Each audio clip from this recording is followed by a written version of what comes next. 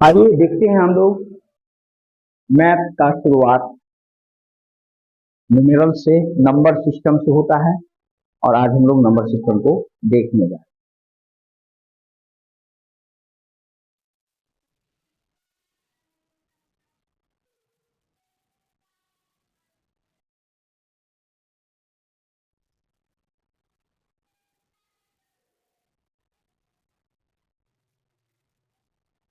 तो इसको न्यूमेरल्स भी बोला जाता है। नंबर नंबर सिस्टम जिसकी हम लोग जानकारी आज हासिल करने जा रहे हैं, इसको न्यूमेरल्स भी बोला जाता है। और जैसा कि आप लोग शुरुआत से ही पढ़ते चले आ रहे हैं, नंबर में, मैथमेटिक्स में 1 2 3 4 5 एंड सो ऑन, इस तरह से आपने जो अभी पढ़ा है 1 2 3 4 5, हम ये जानना चाहेंगे कि 1 2 3 4 5 आप बचपन से अभी तक पढ़ते चले आए हैं, इसको हम नंबर सिस्टम के क्लासिफिकेशन में कहां रखते हैं, ये नंबर सिस्टम कहां पाया जाएगा, कहां इसको हम रखें। तो ये गिनती की संख्या आपको दिखाई दे रही है, और गिनती की जो भी संख्याएं आप देख रहे हैं, या गिनती की संख्याएं जो भी होती है, वह सब प्राकृत संख्या के नाम से जाना जाता है। प्राकृत संख्या, नेचुरल नंबर, जिसको हिंदू अरेबिक नंबर भी बोला जाता है। जनरली कई कंपटीशन में ये प्राकृत संख्या ना पूछ करके हिंदू अरेबिक नंबर पूछ देते हैं, ताकि आपको समझ में नहीं आए। ठीक, तो आपकी जानकारी के लिए कि ये जो संख्या है, इसको हम कहां रखें,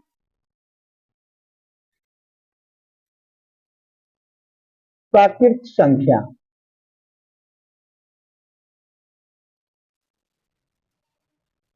नेचुरल नंबर, जो हिंदू अरेबिक नंबर या न्यूमेरल के नाम से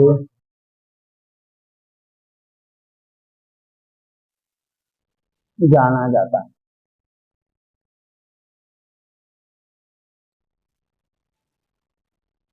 परिभाषा क्या देंगे, इसका डिफिनीशन क्या होगा, वह संख्या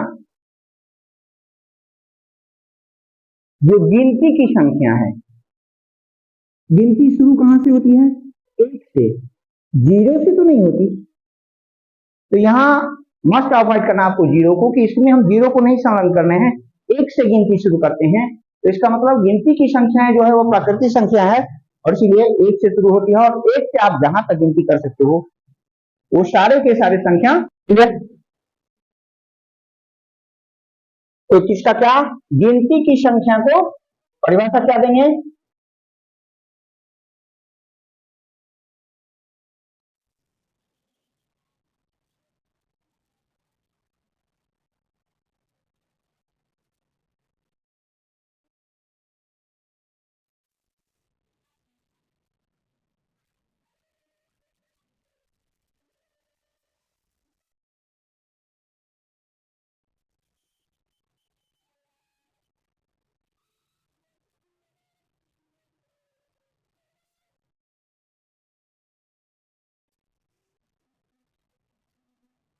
क्लियर।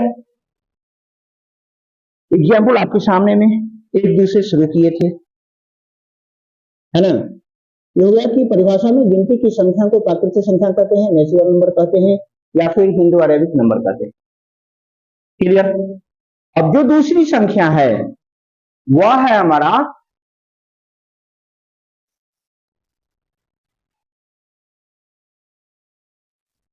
पूर्ण संख्या।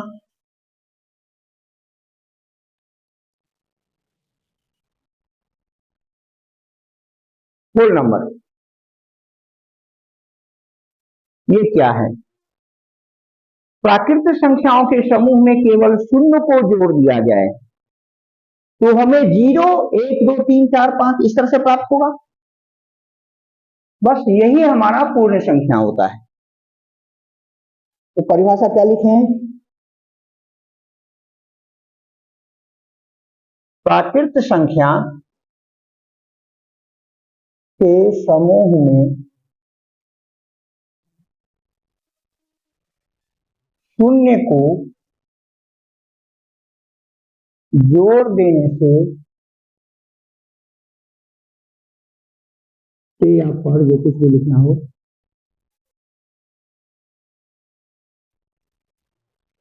जो संख्या प्राप्त होती है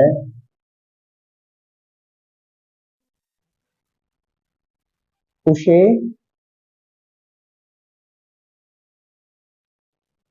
पूर्ण संख्या, पूर्ण नंबर कहते हैं। क्लियर?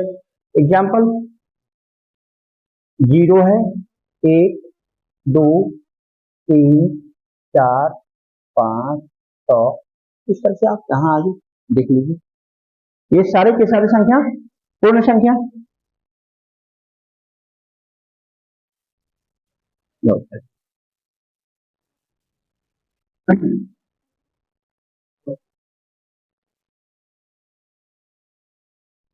अब जो तीसरा संख्या है वह है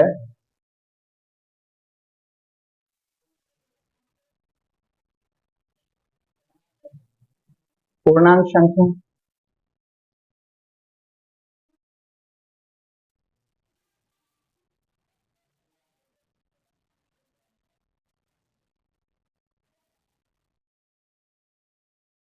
इंटीजर नंबर।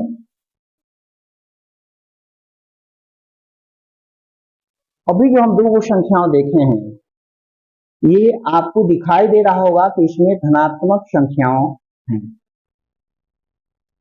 अगर इन सभी संख्याओं में हम ऋणात्मक संख्याओं को भी जोड़ दें तो हमको ऋणात्मक और धनात्मक दोनों पूर्णांक मिलेंगे। तो इन सभी का कलेक्शन या संग्रह जिसे एक पैमाने पर हम दर्शा दें तो हमारा पूर्णांक जो प्राप्त होगा वह पूर्णांक संख्याओं या इंटीजर नंबर बोला जाएगा। यानी कि प्राकृत संख्या अथवा पूर्ण संख्याओं के सभी धनात्मक और ऋणात्मक नंबर को, संख्याओं को पूर्णांक संख्या कहेंगे। यहां तो केवल अभी तक हम धनात्मक देख रहे थे, पूर्णांक संख्या में देखिए अभी तक हम धनात्मक को देखे हैं, शून्य हमारा न्यूट्रल था। अब इसमें हम नेगेटिव को जोड़ देंगे चार्ज के दृष्टिकोण से, तो ऋणात्मक पूर्णांक अगर इसमें हमने जोड़ दिया तो जो संख्याओं का संग्रह हमको प्राप्त होने जा रहा है उसको हम पूर्णांक संख्या कहते हैं। जैसे देखिए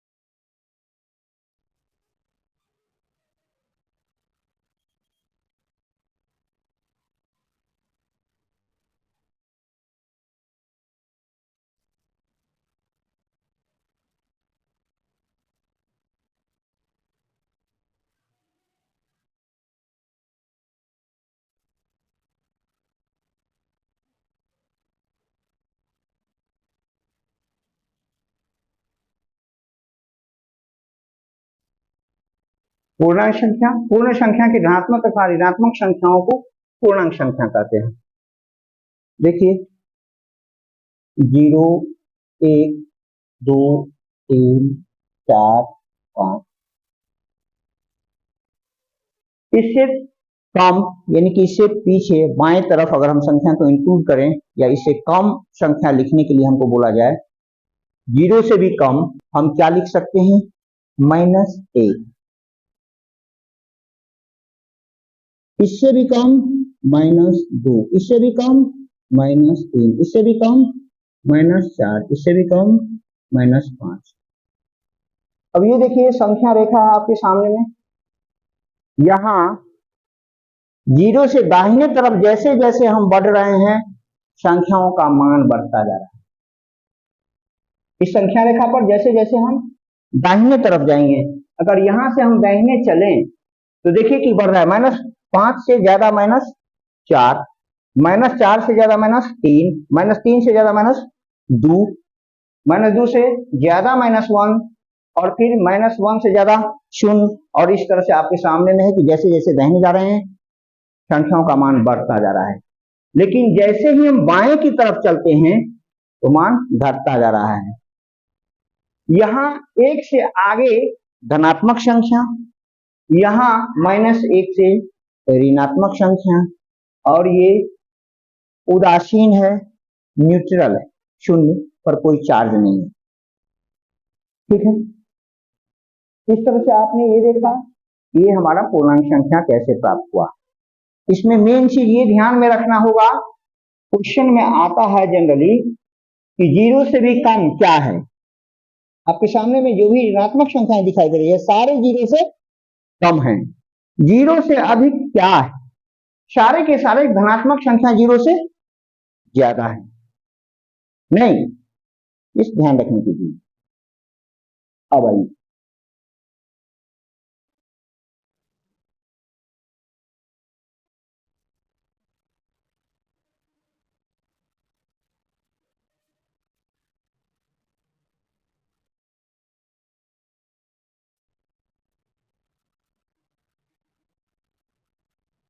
इवन नंबर, सम संख्या क्या होगा।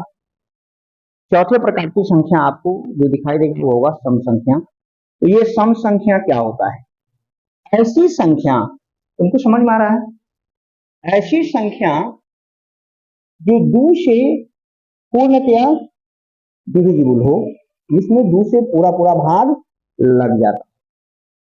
ठीक है, क्या इसको लिखे हम, वह संख्या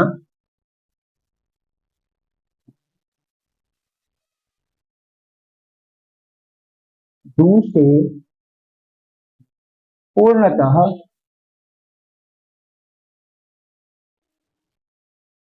विभक्त हो।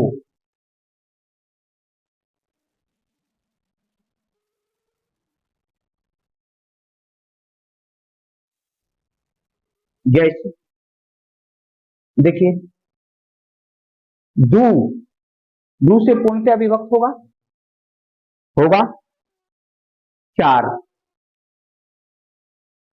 होगा 3, होगा पूर्णतः विभक्त, 3 नहीं ना होगा, 5 होगा पूर्णतः विभक्त, नहीं होगा, 6, 8, 10, 12 एंड सो ऑन। तो आपको समझ में आ रहा है कि 2 से 2 पूरा पूरा विभक्त होने जा रहा है, वो संख्या हमारा सम संख्या है, अंग्रेजी में इवन नंबर। क्लियर। अगला जो हमको संख्या मिलता है इसके ठीक विपरीत विषम संख्या। आसान है याद रखना, सम संख्या याद होगा तो विषम संख्या ऑटोमेटिक आपके दिमाग में आ जाएगा। नहीं, देखिए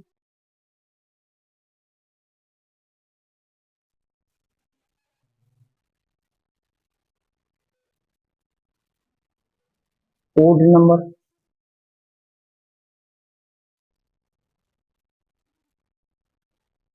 ऐसी संख्या जो 2 से पूर्णतया विभक्त नहीं होता, जो सम संख्या का उल्टा परिभाषा हो गया। वहां 2 से विभक्त हो रहा था, यहां 2 से विभक्त नहीं होने जा रहा है। लिखते हैं वह संख्या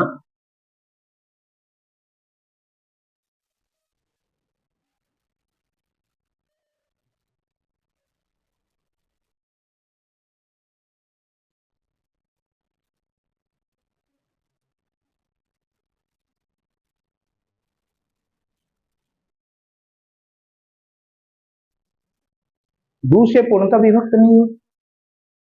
देखिए कैसी संख्या है वो, एक होगा दूसरे पूर्णतः विभक्त नहीं होगा, तो 1, 3, 5 7, 9, 11, 13। क्या दिख रहा है कि ये सारे की संख्याएं जो हैं 2 से विभक्त नहीं होने जा रहा है, 2 से पूरा पूरा भाग इसमें नहीं लगने जा रहा है, इसलिए विषम संख्या है। सिंपल है। पांचों संख्याओं के बारे में तो बहुत आसानी से आपको समझ में आ रहा होगा। केवल एक इसको ध्यान में रखेंगे तो ये दोनों ऑटोमेटिक यहाँ पर आ जाता है। यहाँ ध्यान दीजिए कि यहाँ से आपने क्या देखा था, ये प्राकृतिक संख्या था 1, 2, 3, 4, 5, इसको जोड़ दिए तो ये पूर्ण संख्या हो गई, और जब इसको भी जोड़ दिए तो क्या हो गया, देखिए पूर्णांक संख्या। आसान है ना, इस तीनों को याद रखना आसान है। बस यहाँ से 1, 2, 3 से ये प्राकृतिक, शून्य को जोड़ दिए पूर्ण, और ऋणात्मक को भी इसमें जोड़ दिया तो धनात्मक ऋणात्मक सब मिलाकर के पूर्णांक संख्या। सम विषम आसानी से याद रहेगा, 2 से डिविजिबल है, सम 2 से डिविजिबल नहीं है तो विषम। चलिए अब अगला देखें आगे।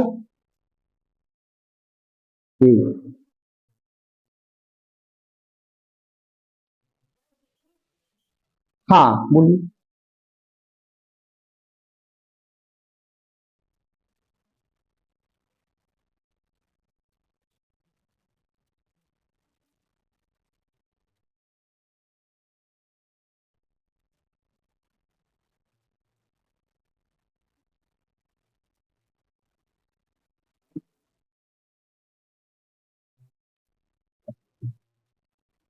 हो गया ना।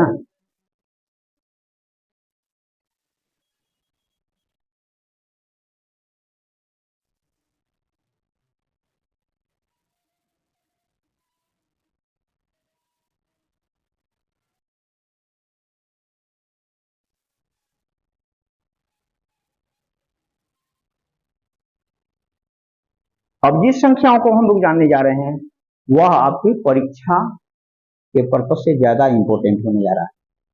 देखिए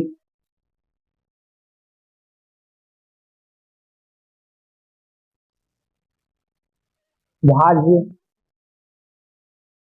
संख्या, अंग्रेजी में है कॉम्पोजिट नंबर,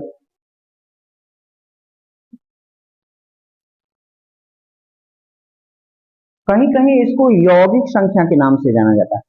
कई जगह भाज्य संख्या नहीं पूछ करके बोल देगा यौगिक संख्या क्या, इसीलिए पूछा जाता है कि आपको याद है या नहीं, ठीक है ना। चलिए तो इसको हम यौगिक संख्या भी लिख दें।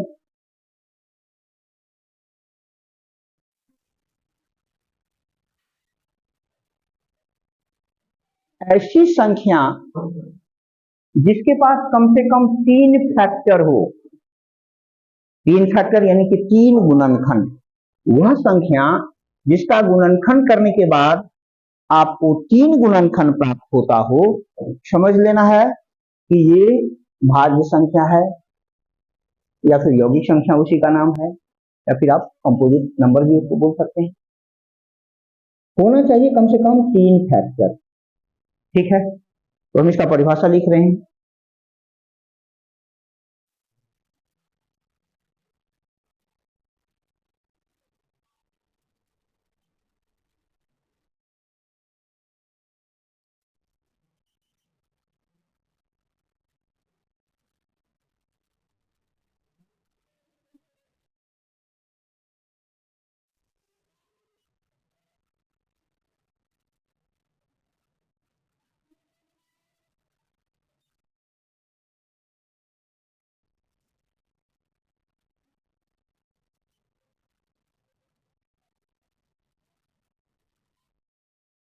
वह संख्या जिसके पास कम से कम 3 गुणनखंड या फिर फैक्टर हो। अब देखिए ध्यान दीजिएगा, अगर हम यहाँ 1 बोले तो क्या 1 के पास कितना गुणनखंड, केवल 1, तो हमारी परिभाषा के अनुरूप तो सही नहीं दिख रहा है, तो ये नहीं है। 2 बोले तो 2 के पास कितने गुणनखंड, 1 और 2, यानी कि 2 गुणनखंड, ये भी हमारे परिभाषा में फिट नहीं बैठ रहा है, तो ये भी नहीं है। 3 के पास कितने गुणनखंड? 1 और 3, केवल 2 गुणनखंड। तो ये भी हमारी परिभाषा में फिट नहीं हो रहा है।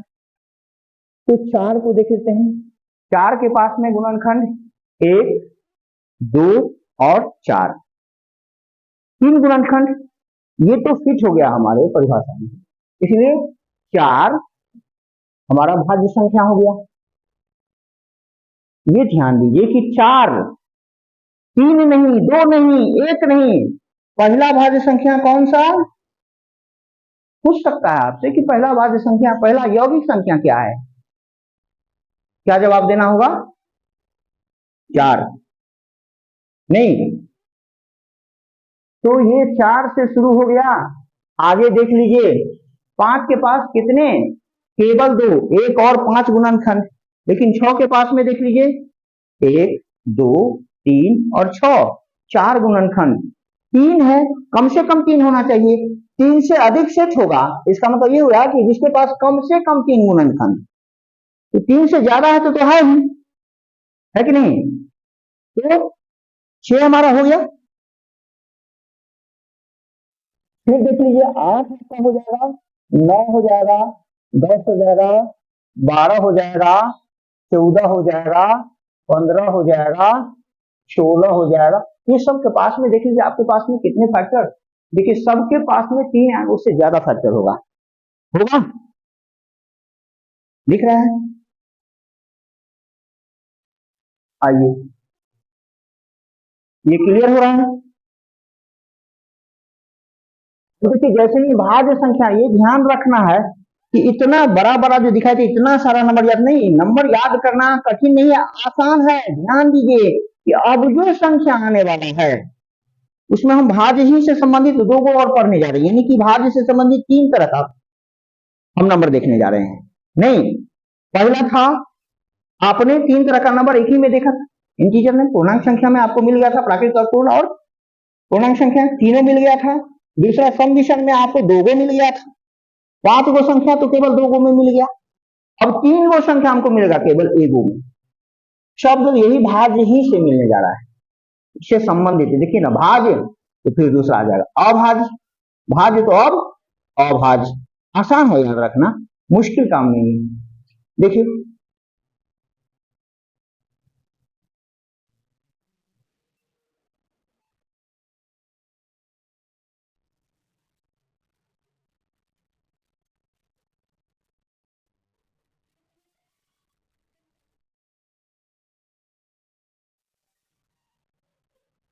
ये अभाज्य संख्या, प्राइम नंबर, कहीं कहीं इसको आपको मिलेगा रूढ़ संख्या।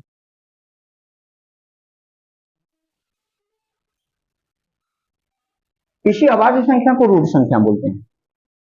अभाज्य संख्या कम पूछेगा, ज्यादातर रूढ़ संख्या शुरू हो जाता है ना, क्योंकि रूढ़ संख्या का विश्लेषण आपको थोड़ा कम आता होगा बुक में। ठीक है, शुरुआत तो आपने यहां से किया था, ये ज्यादातर बच्चे को याद रहता है, ये भूल जाता है, ये भूल जाता है, इसीलिए वही चीज पूछा जाता है जो आपको याद नहीं रहे। ठीक है, तो ध्यान दीजिए कि अभाज्य संख्या को ही हम रूढ़ संख्या कहते हैं। परिभाषा तो सिंपल है, यहां था कि कम से कम 3 गुणनखंड होना चाहिए, तो यहां पर ये याद रखना है कि कम से कम 2 गुणनखंड होना चाहिए, कम से कम 2 गुणनखंड। Are you listening me mister Kanhaiya? सुन रहे हो आप?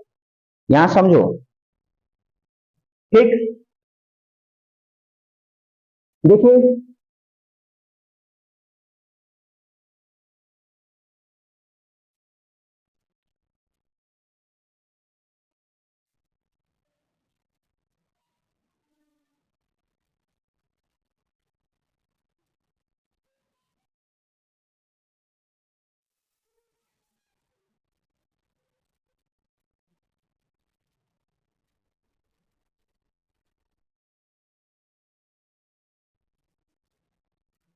हो वह संख्या जिसके पास कम से कम 2 गुणनखंड हो।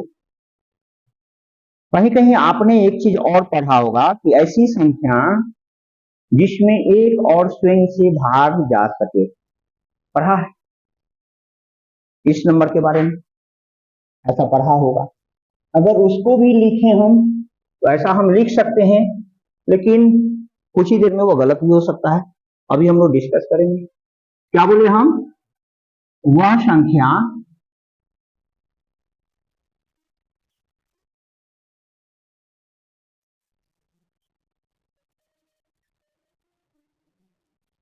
एक एवं स्वयं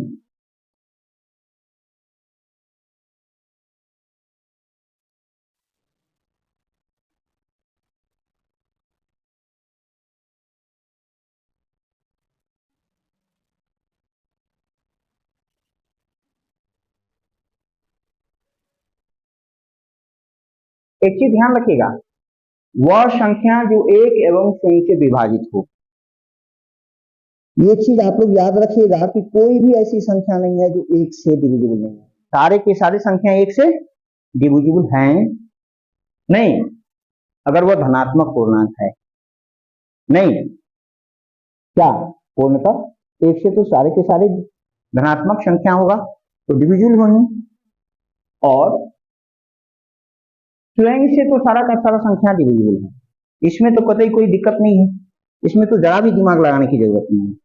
नहीं, अब सवाल ये उठता है कि एक जो है, एक एक अपने आप से तो डिविजिबल है, यानी स्वयं से डिविजिबल है, और एक से भी डिविजिबल है।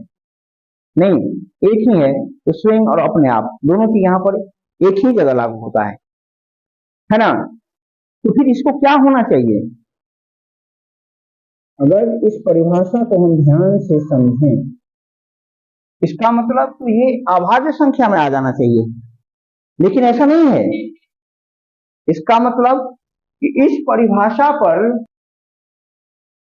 इस नंबर मापदंड करना या उसको वर्गीकृत करना आपको परेशान करेगा या गलती का कारण हो सकता है।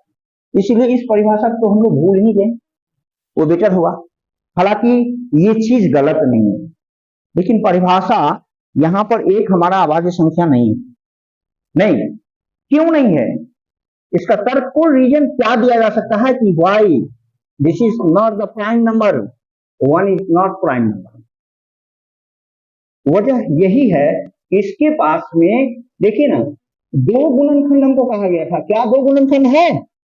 एक के पास में दो गुणनखंड है। बहुत सिंपल, बस इस परिभाषा पर तो तुरंत क्लियर हो जाता है कि यह अभाज्य संख्या नहीं है, क्योंकि इसके पास में दो गुणनखंड नहीं है। तो क्या अच्छा लगता है आपको परिभाषा? यही ठीक परिभाषा होना चाहिए ना, है कि नहीं? ये बच्चों को समझाने वाली परिभाषा थी, नहीं बच्चों को समझाने वाली परिभाषा थी। बाद में तो आप शुरुआत किए हैं तो आपको उतना समझ में नहीं आएगा, गुणनखंड आप उस समय में नहीं जानते थे, तो ये चीज आपको समझाया गया। लेकिन अब तो आप गुणनखंड जानने लगे। नहीं, अब यह परिभाषा को रटना जरूरी नहीं है। अब है कि इस फैक्टर को, इसको ध्यान में रख करके चलना पड़ेगा, और इस हिसाब से आपको वर्गीकृत करना है। क्लियर? अब देखिए तो क्या क्या हो सकता है। दो गुणनखंड होना चाहिए, तो दो के पास में है दो गुणनखंड। बोलिए, एक न तो भाज्य संख्या दिखाई दिया और न अभाज्य संख्या है, ना ही वह रूढ़ संख्या है ना ही वह यौगिक संख्या। नहीं, यहां तो कहीं नहीं फिट बैठ रहा है। तो यहां दो से देखते हैं कि अभाज्य संख्या दो है। क्यों? रीजन क्या है इसके पीछे? क्योंकि इसके पास में दो गुणनखंड है। क्या का? एक और दो, दो गुणनखंड, इसलिए अभाज्य संख्या है। चलिए, तीन के पास में दो गुणनखंड, पांच के पास में दो गुणनखंड, लेकिन 6 के पास में ज्यादा हो गया है तो वो तो नहीं होगा। 4 के पास में ज्यादा गुणनखंड, ये अभाज्य में नहीं आएगा, वो भाज्य में चला गया है। क्या? अब देख लीजिए, 7 है, 8 नहीं होगा, 9 नहीं होगा, 10 नहीं होगा, 11 होगा, 12 नहीं होगा, 13 हो जाएगा, 14 नहीं होगा, 15 नहीं होगा, 16 नहीं होगा, 17 हो जाएगा। अब आपको समझ में आ रहा है ना कि अभाज्य संख्या क्या है? क्या? अब इसी से संबंधित एक तीसरा संख्या है जिसको हम बोलते हैं को प्राइम नंबर, अंग्रेजी में, हिंदी में सह अभाज्य संख्या। देखिए ना, भाज्य अभाज्य, भाज्य अभाज्य, और ये भी भाज्य, केवल सह जुड़ा हुआ है, नहीं।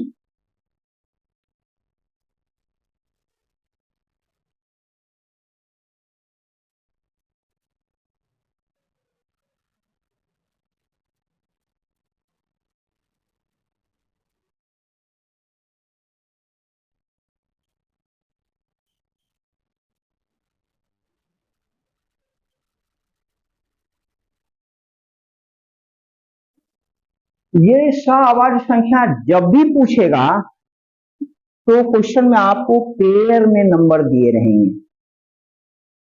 ये जब भी पूछा जाएगा तो क्वेश्चन में आपको पेयर मतलब जोड़ा में नंबर दिए गए रहेंगे, और तब पूछेगा कि इसमें से सह अभाज्य संख्या कौन सा है। ठीक है, इसके लिए जरूरी क्या है कि क्वेश्चन में ही आपको सेट होगा पहले से कम पेयर में नंबर दिए, पेयर मतलब जोड़ा में नंबर दिए गए रहेंगे। ठीक है, तो हम ये लिखते हैं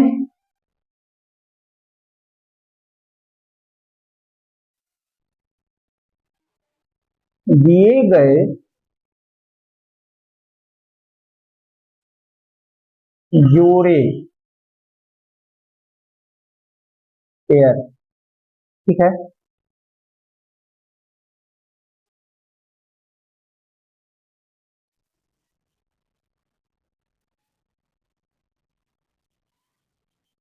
दिए गए जोड़े की संख्या में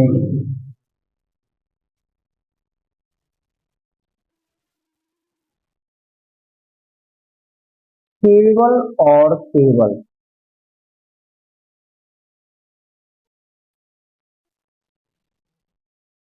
एक फैक्टर इंटू एक गुणनखंड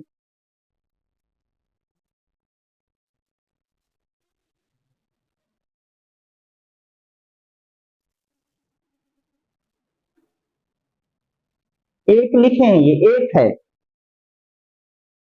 एक गुणनखंड यानी फैक्टर उभयनिष्ठ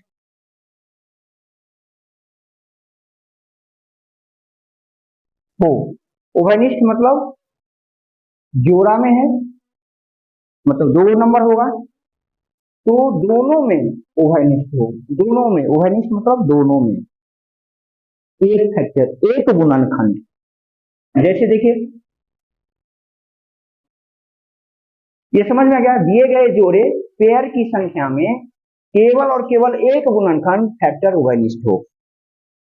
जैसे हम देखते हैं 4 और 5, दो वो नंबर हो गया, देखिए 4 और 5। ठीक, तो 4 और 5 का फैक्टर अगर हम निकालें तो देखिए 4 का फैक्टर क्या निकल सकता है, 1 2 4। 5 का फैक्टर क्या निकलेगा, 1 और 5, ये होगा ना। देखिए यहां पर, यहां 4 में भी एक है और 5 में भी एक है, केवल एक ही है जो उभयनिष्ठ है दोनों में, बाकी सब तो अलग अलग है। एक ही पेयर में मिल रहा है दोनों में, नहीं, यही बोला उभयनिष्ठ, दोनों में क्या है, एक ही को मिल रहा है। ये इसका मतलब 4 और 5 क्या हो गया, को प्राइम नंबर सहअभाज्य संख्या कहेगा। ये 4 और 5 क्या हो गया, को प्राइम नंबर सहअभाज्य संख्या। ठीक है, अब देखते हैं कि दूसरा चेक करके देखते हैं। देखिए 6 और 8 दिया गया है, क्या यह सहअभाज्य संख्या होगा, बोलिए बोलिए, होगा। हम क्या करेंगे, सबसे पहले इसका फैक्टर निकालेंगे, सहअभाज्य को चेक करने के लिए सबसे पहले इसका फैक्टर निकालेंगे, क्योंकि आपको मालूम है कि एक ही उभयनिष्ठ होना चाहिए, नहीं।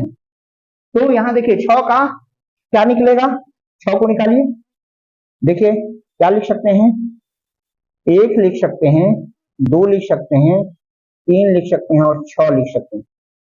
यह है 6 का फैक्टर। 6 का गुणनखंड ये निकल रहा है। देखिए इस सब से इसमें पूरा पूरा भाग जा रहा है। और 8 का निकाल के देखिए क्या हो सकता है, 1 हो सकता है, 2 हो सकता है, 4 हो सकता है, 8 हो सकता है। यहां देखिए कि 2 गो फैक्टर है, 2 गो गुणनखंड। देखिए यहां पर इसका ये 2 भी मिल रहा है, 1 भी मिल रहा है। तो क्या यह सहभागी हुआ?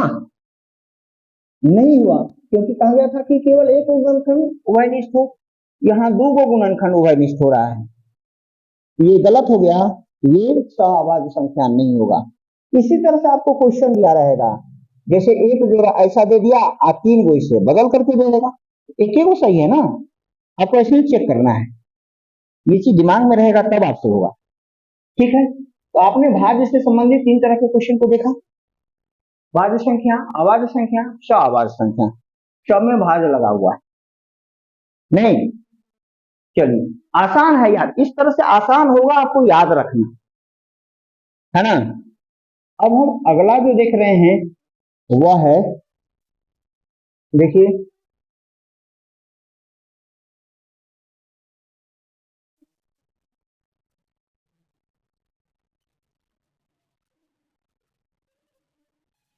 परिमेय संख्या,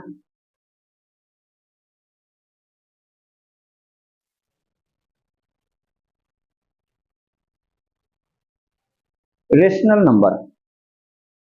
आज तो हम लोग केवल रेशनल नंबर के बारे में थोड़ी सी जानकारी लेंगे, लेकिन रेशनल नंबर पर बहुत सारा डिबेट होगा, आगे आने वाले समय में हम लोग करेंगे। ठीक है, तो ये बेस है, इसको समझिए कि रेशनल नंबर क्या होता है, परिमेय संख्या क्या होता है, परिमेय संख्या क्या है, रेशनल नंबर अंग्रेजी में क्या है।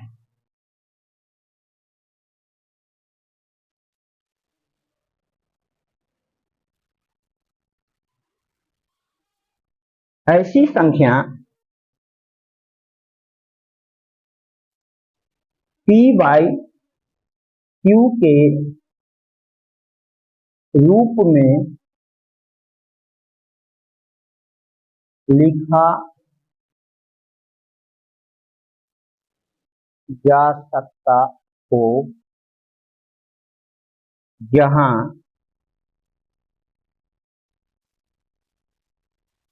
Q बराबर नॉट 0। ये कहा कि ऐसी संख्या है जिसे P बाई Q के रूप में लिखा जा सकता है, जहां Q बराबर नॉट 0, यानी कि नीचे में जो है हर जो है, हर यानी Q ये 0 नहीं होता।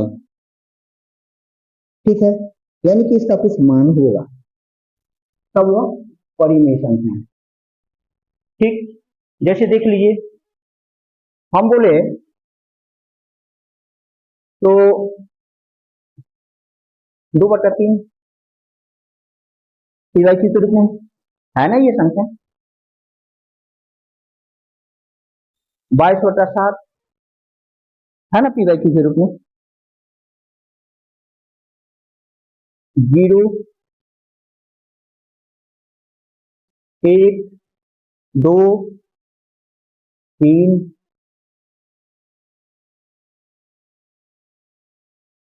दशमलव की संख्या। यहां देख लीजिए, क्या 0 को हम P बाई Q के रूप में लिख सकते हैं, 0 के नीचे में 1 डाल सकते हैं या नहीं, डाल सकते हैं या नहीं डाल सकते हैं, डाल सकते हैं। और इसीलिए चूंकि हर का मान, यानी कि देखिए ये तो P के जगह में आ गया, ऐसे आप लिख सकते हो ना, 0/1, ये क्या है आपका अंश है, अंश में 0 है, हर में क्या है 1 है। देखिए 0 तो नहीं है, समझ में आ गया, तो ये परिमेय संख्या हो गया ना, 1/1 हो गया परिमेय संख्या। ठीक, 22/1 दशमलव की संख्या है, हो गया ना, क्योंकि इसको अगर हम तोड़ेंगे क्या आ जाएगा, देखिए 7/10 हो गया ना परिमेय संख्या। 1 तो नहीं है इसका मान, Q का मान 0 तो नहीं है, 10 है क्या, तो हो गया ना। ये भी परिमेय संख्या, यही आपको ध्यान में रखना है, इसे कई क्वेश्चन आपको आ सकते हैं। ठीक, फिर आएगा अपरिमेय संख्या।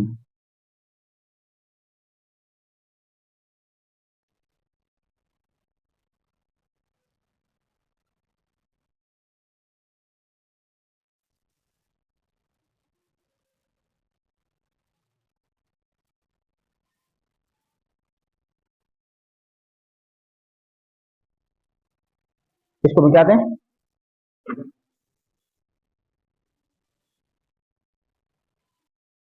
देखिए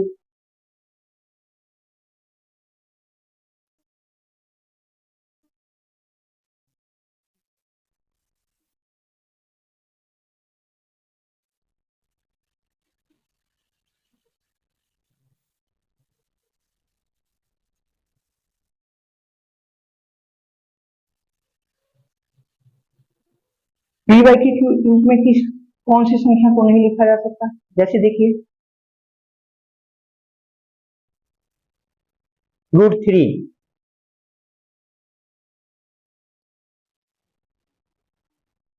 इसके नीचे हम एक नहीं लगा सकते ना? लगा सकते? नहीं लगा सकते। √5, √7, इस तरह से देखिए कि इसके नीचे में, क्योंकि क्यों यहाँ पर क्या हो रहा है कि हम एक नहीं लगा पाएंगे नीचे में, इसलिए ऐसी संख्या जो रूट की संख्या है जिसे पी वाई क्यू के रूप में हम नहीं लिख पाते हैं। इसलिए चीज दिमाग में रखना है कि रूट की संख्या वो ऐसी रूट की संख्या नहीं जो टूटने वाला हो, है कि नहीं? क्या इसको तोड़ेंगे तो पूर्ण संख्या तो नहीं प्राप्त होगा ना, है कि नहीं? ये समझ में आ गया? तो रूट की जो संख्या होगी उसको आप पी वाई क्यू के रूप में नहीं लिख सकते। क्लियर? तो क्या हो गया? अपरिमेय संख्या हो गया। ठीक है, लीजिए आप कुछ स्क्रीनशॉट लीजिए।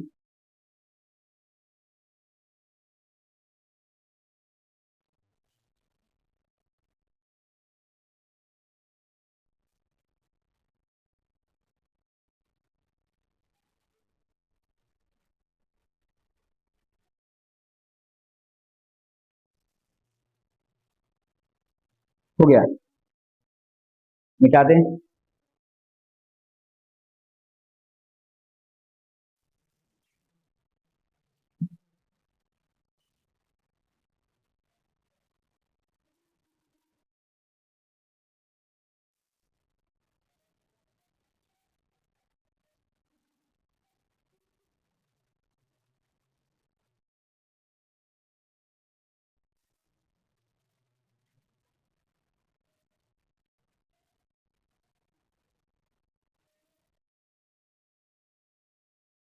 अब जो हमारा संख्या है वह है वास्तविक संख्या।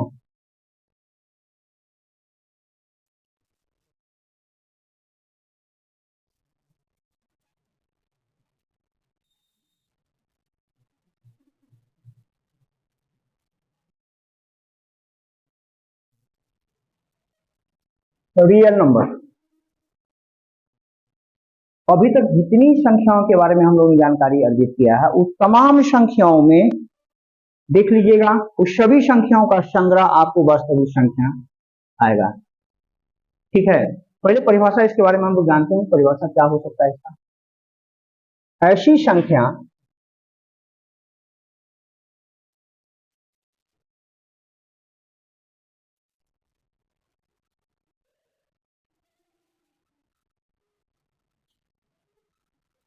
जिसका वर्ग करने पर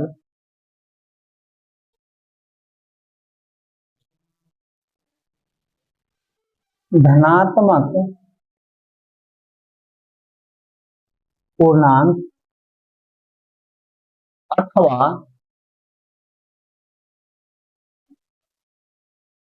शून्य आता हो।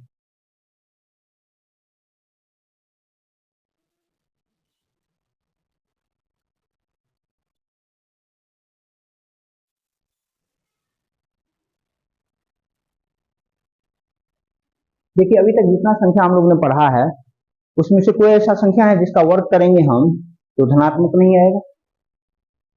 बोलिए, या फिर शून्य नहीं आएगा? समान संख्या अभी तक जो हम लोग 10 की संख्या समझे तो पढ़े होंगे हम लोग, तो 10 संख्याओं में से किसी भी संख्या को ले लेंगे, उसका हम वर्ग करेंगे तो यही आपको आएगा, धनात्मक पूर्णांक ही आएगा या फिर शून्य ही आएगा। इसीलिए हम लोग ये बोले थे कि वास्तविक संख्या वह संख्या जो अभी तक आपने जितना पढ़ा है उन सबको एक साथ कलेक्ट कर लिए तो सारे के सारे वास्तविक संख्या ही है। ठीक है, अब जैसे देख लीजिए,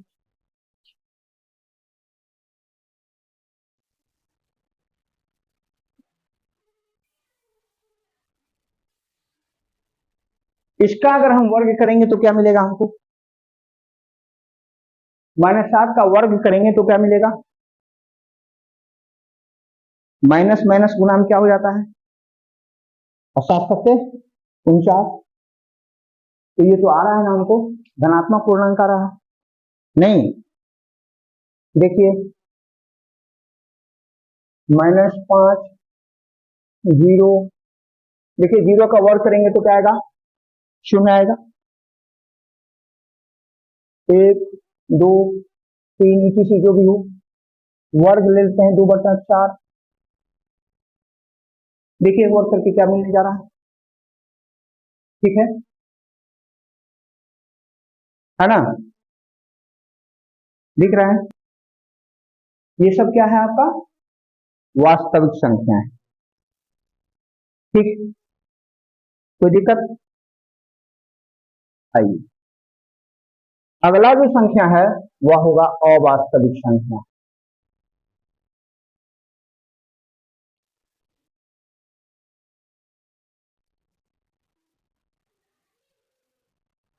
अनरियल नंबर, ऐसी संख्या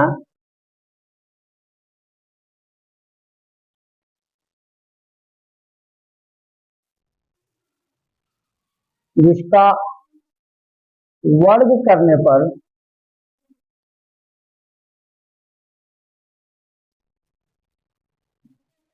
ऋणात्मक पूर्णांक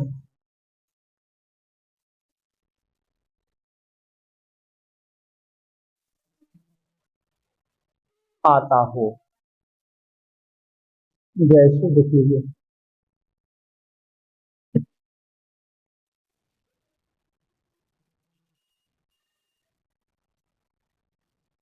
रूट में -7, देखिए यहाँ पर, अगर इसका स्क्वायर करेंगे तो ये तो कट जाएगा, बच जाएगा माइनस, नहीं ये माइनस में आएगा इसका जवाब, है ना,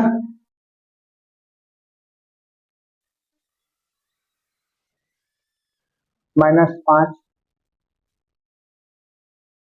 -3, ठीक है ना।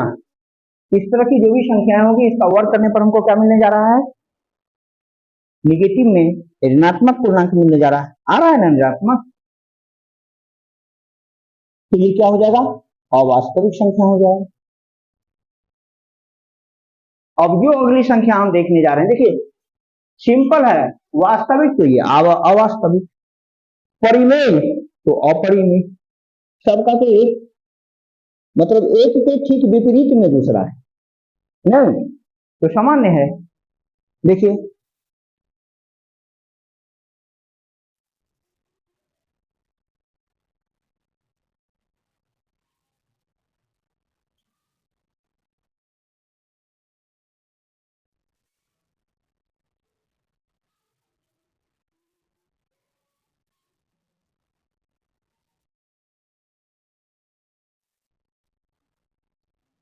पूर्ण वर्ग संख्या, परफेक्ट होल नंबर, ये क्या होता है,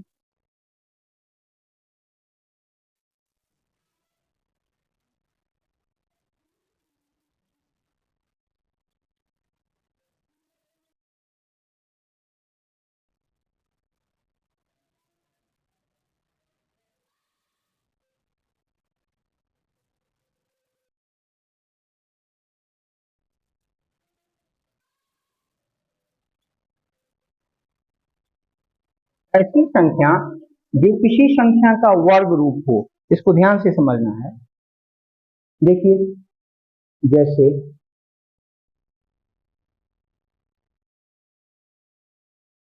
एक, एक का वर्ग करेंगे तो क्या मिलेगा? एक। इसका मतलब एक जो है, एक का वर्ग का भी वही संख्या है नहीं? अच्छा चलिए, चार है, दो का वर्ग करने पर हमको क्या मिलता है? चार। दो का वर्ग चार। तो ये चार जो है किस संख्या का वर्ग रूप है? दो का वर्ग रूप है। तो ये चार क्या हो गया? पूर्ण संख्या हो गया, पूर्ण वर्ग संख्या। इसको क्या बोलेंगे? पूर्ण वर्ग संख्या। चार को क्या बोलेंगे? पूर्ण वर्ग संख्या। तीन का वर्ग पूर्ण वर्ग संख्या क्या हो जाएगा? देखिए, तीन किया नौ। नौ किस संख्या का वर्ग रूप है? तीन का नहीं, है ना? तो नौ क्या है? पूर्ण वर्ग संख्या है। किसका? तीन का। तीन से हमको कोई लेना देना नहीं अभी है, हमने समझाने के लिए कहा है। लेकिन नौ क्या है? पूर्ण वर्ग संख्या है। चार क्या है?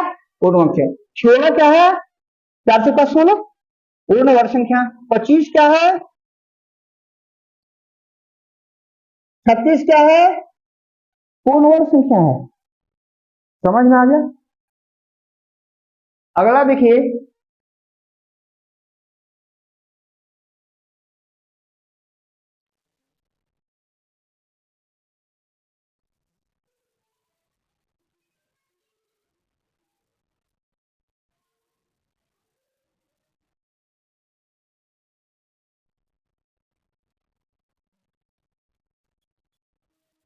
पूर्ण धन संख्या, पूर्ण धन संख्या परफेक्टिव नंबर।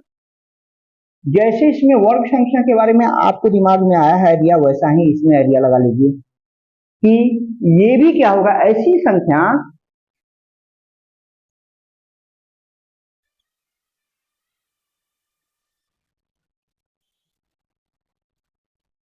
जो किसी संख्या का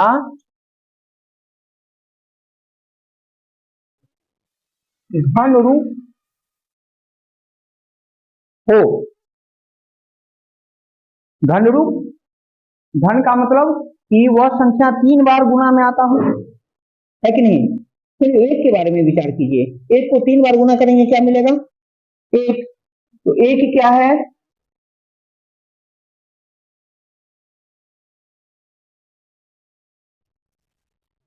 ये पूर्ण घन संख्या भी है, पूर्ण वर्ग संख्या भी है। दो को तीन बार गुना करेंगे क्या होगा? दो गुना चार और चार गुना आठ। दो को तीन बार गुना किए हैं, आठ क्या है? दो का धन है। तो ये आठ क्या हो गया? धन संख्या हो गया, है कि नहीं? तीन को तीन किया नौ, नौ किया 27 क्या हो जाएगा? पूर्ण घन संख्या हो जाएगा। किसका? तीन का। चार चौका 16, चौका 64 हो गया पूर्ण घन संख्या। तो हो गया। चलिए ठीक, हो गया ना? चलिए ठीक।